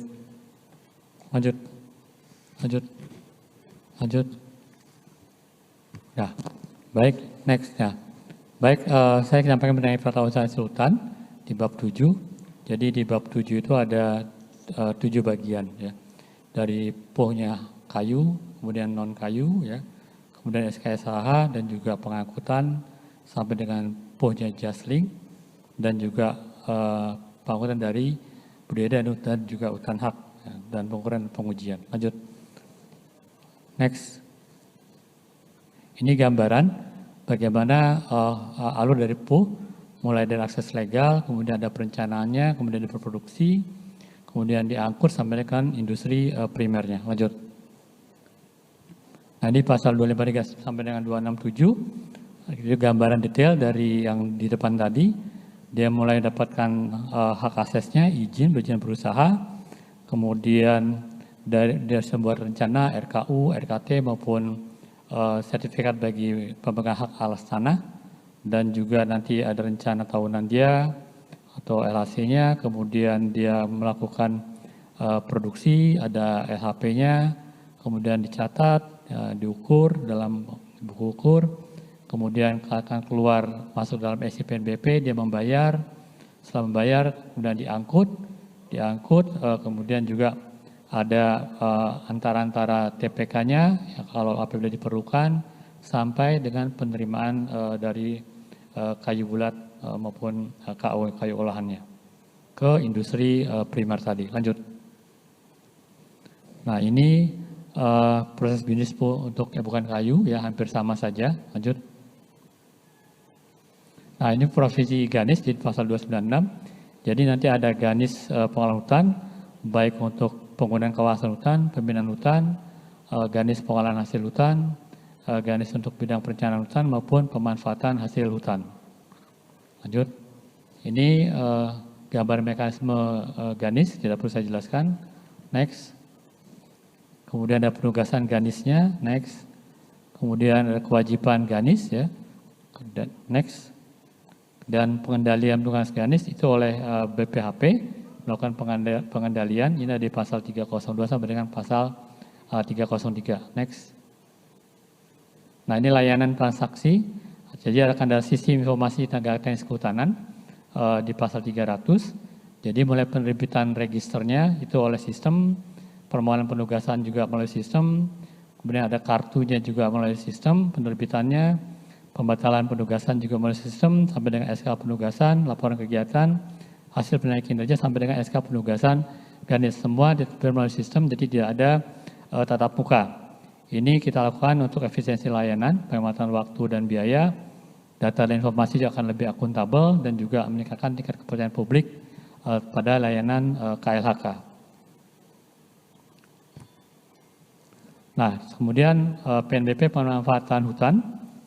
Jadi di bab 8 menurut PNBP ada 10 bagian. Ya. Next. Ini jenis-jenis PNBP pemanfaatan hutan. Ada PSDH, ada DR, ada dana hasil usaha penjualan tegakan, kemudian ada penerimaan dari denda pelanggaran, kemudian ada dari penerimaan PSDH dan DR dari denda administrasi keterlanjuran. Ini yang baru, yang dimandat dari PP 24 yang sudah disampaikan oleh Pak Yazid tadi. Kemudian ada juga penerimaan dari pelayanan dokumen angkutan hasil hutan dan dokumen penjaminan legalitas ekspor hasil hutan. Ini juga baru untuk penerimaan negaranya. Dan juga ada iuran PBPH-nya. Ya. Lanjut. Ini alur mekanisme PUH dan PNBP. Tadi ini hampir sama dengan yang tadi, mulai dari hutan negara, kemudian dimanfaatkan, kemudian si pemegang izin dia akan melakukan assessment, menghitung sendiri besar manfaatnya, kemudian dia membuat EHP-nya, masuk ke dalam sistem SIPU-nya, kemudian dari sistem SIPU akan keluar billing, tagihannya, masuk ke dalam IC PNBP, kemudian dia akan membayar ke bank persepsi atau melalui ATM dan sebagainya. Nanti masuk ke IC PNBP lagi, akan keluar terbit dokumen SKSH-nya. Kemudian diangkut sampai ke industri pengolahan. Lanjut. Ini mekanisme pembayaran PSDA, lanjut saja. Nah, ini pelaksanaan audit ya, kepatuhan PBPH dan PBPHH. Jadi objeknya bisa dia pemegang PBPH maupun PHH atau POK PHH. Kemudian bisa juga pemegang hak pengolahan BUMN kehutanan, pemegang persetujuan pemerintah maupun pemegang legalitas lainnya. Nah, yang akan mengorganize adalah Dirjen atas nama Menteri atau Kepala Dinas Provinsi atas nama Gubernur sesuai dengan kewenangan yang diatur. Nah, pelaksanaan audit kepatuhannya itu data dan informasi awal, akan ada indikasi ketidakpatuhan, kemudian ada tindak lanjut laporan hasil, pengendalian atau informasi lainnya yang dapat dipertanggungjawabkan sebagai dasar untuk pelaksanaan audit kepatuhan. Biaya baik APBN dan sumber lain yang tidak mengikat. Lanjut. Ini terobosan bidang PNBP, yaitu yang pertama adalah keringanan PNBP ya untuk PBPH dan Husos ya. Jadi ada keringanan bagi Husos. Kemudian yang kedua adalah satu iuran izin untuk multi usaha. Kemudian yang ketiga jangka waktu pembayaran PNBP menjadi 30 hari kalender yang awalnya 20 hari. Kemudian tarif PSDA khusus untuk PS itu 50% ya. Kemudian basis DR untuk tanaman silin itu juga bebas ya, tidak ada pembayaran DR untuk hasil dari tanaman silin. Kemudian tarif DR juga yang tadi US dollar menjadi rupiah dan juga bebas PNBP layanan dokumen untuk perhutanan sosial tidak ada tarif ya, gratis. Kemudian kelebihan pembayaran dapat dijadikan sebagai uang muka nantinya.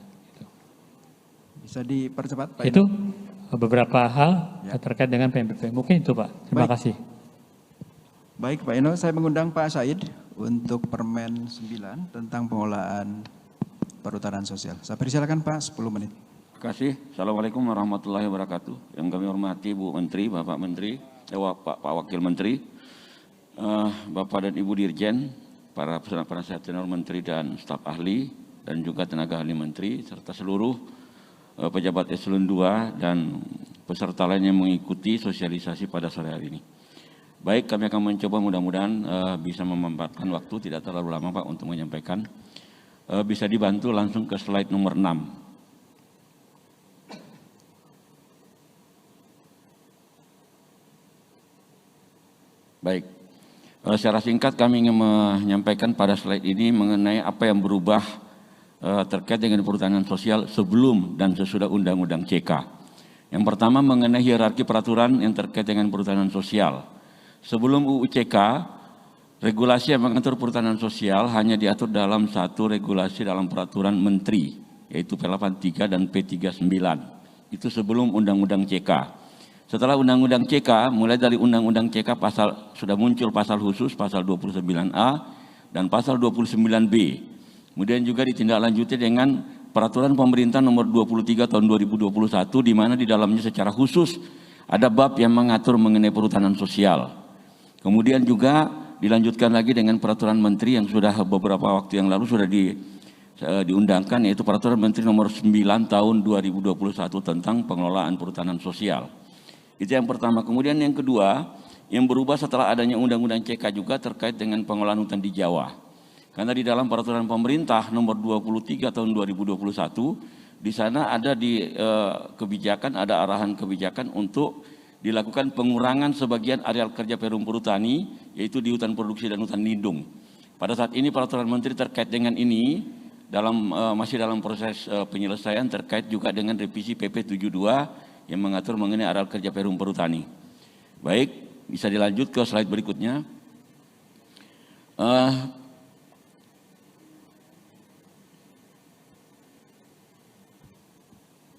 Dalam Peraturan Menteri Nomor 9 Tahun 2021 tentang pengelolaan perhutanan sosial, seluruhnya meliputi 12 bab dan 200 pasal yang mengatur mulai dari ketentuan umum. Kemudian yang baru barangkali terkait dengan ini adalah adanya bab khusus mengenai jangka benah, yaitu pada bab 5. Kemudian juga yang baru yang belum ada sebelumnya adalah terkait dengan sanksi.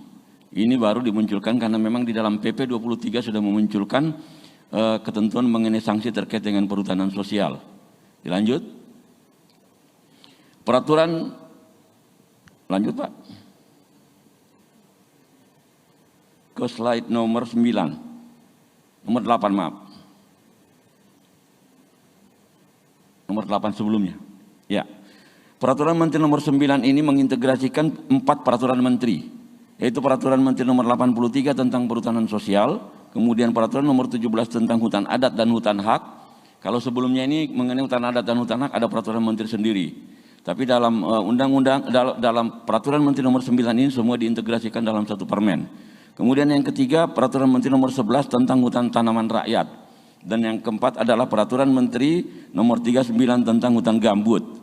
Di dalam permen ini juga sekaligus mengintegrasikan seluruh peraturan dirjen yang mengatur pengaturan lebih lanjut dari peraturan menteri yang ada sebelumnya. Jadi memang agak banyak karena memang tidak ada lagi nanti peraturan dirjen. Semua sudah diintegrasikan di dalam peraturan menteri ini. Kemudian peraturan menteri ini juga mengakomodir dinamika dan fakta yang ada di lapangan. Dan yang terakhir yang sangat penting adalah bahwa pengaturan dalam permen ini dilakukan secara holistik, integrated, tematik dan spasial. Mulai pra sampai dengan pasca persetujuan pengelolaan perhutanan sosial. Lanjut. Ada beberapa highlight langsung ke slide nomor 11 yang ingin kami sampaikan pada kesempatan ini. Nomor 11. Ya. Yaitu mengenai adanya larangan tidak boleh memindahtangankan, tidak boleh ditanami sawit, kemudian tidak boleh melakukan penyewaan terhadap kawasan areal perhutanan sosial, tidak boleh mengubah status dan fungsi. Kemudian juga berikutnya juga yang penting di dalam kebijakan perhutanan sosial saat ini melalui P23 tahun 2021, PP23 tahun 2021 dan Peraturan Menteri Nomor 9 adalah ada ketentuan bahwa pemilik kebun rakyat yang berada di kawasan hutan itu di kawasan hutan konservasi dan hutan lindung sebelum berlakunya Undang-Undang Cipta Kerja yang memenuhi ketentuan peraturan perundang-undangan dapat mengajukan pemanfaatan hutan perhutanan sosial dalam jangka waktu tertentu. Selanjutnya dilakukan penanaman pohon dalam rangka jangka benah. Ini dalam PP 23 pada pasal 213. Kemudian juga yang penting di sini adalah mengenai bentuk hukum pengakuan masyarakat hukum adat. Jadi untuk pertama kalinya diatur dalam peraturan setingkat peraturan pemerintah terkait dengan masyarakat adat ini, di mana diatur mengenai perda yang dimaksud di dalam Undang-Undang 41. Jadi disebutkan kalau selama ini banyak pertanyaan perda macam apa, semua dijelaskan di dalam PP 23 dan juga di dalam peraturan menteri turunannya. Kemudian juga penegasan mengenai status wilayah masyarakat hukum adat. Ini ditegaskan pada pasal 237 PP 23 tahun 2021. Kemudian secara khusus juga highlight terkait dengan kebijakan perhutanan sosial dalam PP 21 ada pasal khusus yang mengatur mengenai percepatan pengelolaan perhutanan sosial. Berikutnya, khusus mengenai hutan rakyat. Hutan rakyat ini sebelumnya memang tidak diatur dalam peraturan kita. Jadi di dalam peraturan Menteri nomor 9 tahun 2021 pada pasal 84 dan pasal 85 itu sudah ada pengaturan bahwa hutan rakyat akan diregister melalui pemerintah provinsi dengan melakukan identifikasi dan inventarisasi hutan yang akan dituangkan dalam daftar hutan rakyat. Kemudian juga pemilik hutan rakyat yang terdaftar dapat memperoleh bantuan sarana produksi dan atau pendampingan, dan juga bertujuan untuk menjamin kecukupan tutupan lahan di wilayah provinsi. Gubernur menyampaikan laporan luas hutan yang telah diregister kepada menteri. Ini terkait dengan hutan rakyat. Kemudian terkait dengan jangka benah, dalam P83 di sana diatur bahwa jangka benah itu 12 tahun sejak masa tanam, itu yang diatur dalam P83. Dalam kebijakan yang baru diatur bahwa pertama kebun rakyat yang berupa tanaman sawit yang dikelola paling singkat 5 tahun secara terus menerus dengan luasan paling luas 5 hektar oleh perorangan dilakukan jangka benah. Tadi sudah dijelaskan oleh Pak Yazid dan juga mungkin Pak Herban sudah menyinggung terkait dengan ini tadi. Pak Yazid menyampaikan bahwa untuk yang 5 hektar, kurang dari 5 hektar dan lebih dari 5 tahun oleh masyarakat ini tidak dikenai sanksi dan diberi legalitas perhutanan sosial. Kemudian jangka benah dilakukan dengan pengkayaan tanaman pokok kehutanan pada areal persetujuan perhutanan sosial menjadi paling sedikit 100 batang per hektar, sehingga dengan diterbitkannya persetujuan perhutanan sosial dan selesai paling lama 5 tahun, menerapkan silvikultur atau teknik budidaya sesuai dengan tapak ekologinya di sela-sela tanaman sawitnya. Dan pada hutan produksi, jangka benahnya bertambah menjadi 25 tahun, sedangkan pada hutan lindung 15 tahun. Dan 3 tahun setelah mendapat persetujuan maka dilakukan penanaman tanaman kehutanan. Berikutnya, terkait dengan sanksi, dalam Peraturan Pemerintah nomor 23 maupun Peraturan Menteri nomor 9 dijelaskan terkait dengan sanksi. Itu ada 4 tahapan. Yang pertama teguran tertulis, kemudian denda administrasi, lalu pembekuan persetujuan pengelolaan perhutanan sosial, dan yang terakhir ini merupakan sanksi yang pilihan terakhir, yaitu pencabutan persetujuan pengelolaan perhutanan sosial. Bagian yang terakhir yang akan kami sampaikan adalah terkait dengan ketentuan peralihan. Pada dasarnya di dalam ketentuan peralihan baik di PP 21 maupun P9, intinya bahwa seluruh legalitas perhutanan sosial yang sudah diterbitkan itu tetap berlaku. Dan yang kedua yang sangat penting di sini adalah bahwa di samping dia tetap berlaku juga harus disesuaikan dengan peraturan yang baru ini, baik PP maupun peraturan menterinya.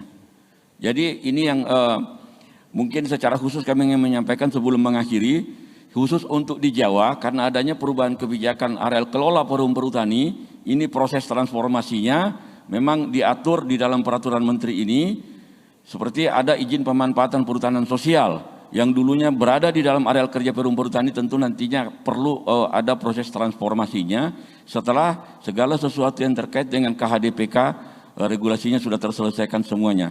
Demikian penyampaian dari kami. Terima kasih. Assalamualaikum warahmatullahi wabarakatuh. Terima kasih Pak Sayid, Ibu Menteri dan Bapak Ibu sekalian. Ada beberapa pertanyaan yang masuk, nanti Pokja akan meresponnya. Tapi paling tidak kami ngambil satu sampel random gitu ya. Tentang pertanyaan KPH mungkin bisa direspon oleh Pak Ino. Baik, terima kasih.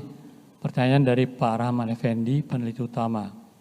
Terkait P8 tahun 2021, saya tidak melihat tentang peran dan kewenangan KPH sebagai pengelola hutan di tingkat tapak. Mohon penjelasan. Apakah memang hanya bersifat administrasi saja? Padahal KPH sebagai entitas yang langsung memanfaatkan hutan dan perhutanan sosial. Baik, terima kasih Pak Rahman Effendi. Sebenarnya gini, kalau kita melihat dari sisi kelembagaan KPH, yang pertama adalah kita harus melihat KPH ini adalah UPTD-nya dari Dinas Kehutanan. Ini sesuai dengan Permendagri tahun 2017. Ya. Kalau dia UPTD, ya, berbeda dengan SKPD. Ya. Kalau SKPD, dia bertanggung jawab langsung kepada gubernur melalui sekda. Dan kalau di SKPD dia punya kewenangan-kewenangan tertentu yang sifatnya tupoksi di pemerintahan. Ya. Nah, sekarang dia UPTD atasnya adalah Dinas Kehutanan. Dinas Kehutanan di dalam tusinya juga tidak ada kewenangan yang terkait dengan berbagai aspek pemanfaatan hutan. Tetapi UPTD KPH dia tetap sebagai pengelola hutan. Ya. Artinya apa? Di dalam Permen P8 tahun 2021 ini secara detail sudah di breakdown tugas dan fungsinya KPH. Bapak bisa lihat di pasal 23 di Permen 8 tahun 2021 ya. Mulai dari inventarisasi, penataan dan sebagainya.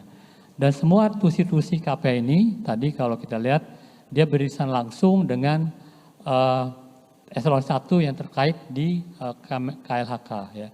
Baik di PKTL, di PHPL, di PDASAL, ya, sampai di BP2SDM. Nah, kita sepakat bahwa KPH ada sebagai lokus tempat melakukan berbagai kegiatan. Ya. Dan semua eselon 1 dia akan lokus vektornya adalah KPH, sehingga wujud dari ya, produktivitas ya, hutan di tingkat tapak akan bisa segera terwujud. Karena peran-peran yang dilakukan oleh KPH tetap diberikan peran sesuai dengan kewenangan-kewenangannya. Sebenarnya kan kalau UPTD kan sama juga dengan kalau di KLHK ada UPT kan ya. Ada UPT karena Balai Taman Nasional, ya, Balai BPHP dan sebagainya gitu. Nah, itu juga punya kewenangan-kewenangan yang tidak langsung melakukan pemanfaatan hutan atau ada entitas bisnis di dalamnya. Ya. Karena sebagai lembaga pemerintah. Kemudian yang kedua, pertanyaan Pak Rahman, bagaimana untuk meningkatkan kontribusi subsektor kehutanan? Apakah tanaman dan kehutanan yang ditanam di kawasan hutan tidak diperhitungkan dalam kontribusinya subsektor ini terhadap devisa atau PDB? Padahal itu jumlahnya cukup besar, misal kopi, porang, tanaman, palawija di kawasan hutan. Nah, sebenarnya gini Pak Rahman, dengan adanya PBPH, maka setiap pemegang perizinan berusaha pemanfaatan itu sudah bisa melaksanakan berbagai kegiatan usaha multi usaha namanya. Multi usaha, apakah dia melakukan HBK, apakah pemanfaatan kawasan, apakah melakukan pola-pola tanaman agroforestry, apakah tanam kopi dan porang dan sebagainya. Itu dimungkinkan, karena kan nanti dalam RKU dia ya, nanti akan dibuat alokasi-alokasi ruang-ruang yang sesuai dengan peruntukannya, sesuai dengan kondisi lahannya ya, dan sesuai dengan berbagai aspek landscape ekonominya. Tadi kan di awal Pak Sekjen sudah melihat tuh memberikan gambaran landscape ya, yang bisa dilakukan berbagai kegiatan di dalamnya. Mungkin itu Pak Rahman secara ringkas dari saya. Terima kasih. Terima kasih Pak Ino, terima kasih Bapak Ibu Direktur sebagai pemateri. Mohon Bapak Ibu berikan aplaus untuk para pemateri kita. Untuk Bapak Ibu yang hadir secara virtual, kami tim Pokja Sosialisasi juga sedang membuat materi-materi sosialisasi yang akan mudah dan mudah diingat, dipahami gitu oleh Bapak Ibu sekalian. Terima kasih. Assalamualaikum warahmatullahi wabarakatuh.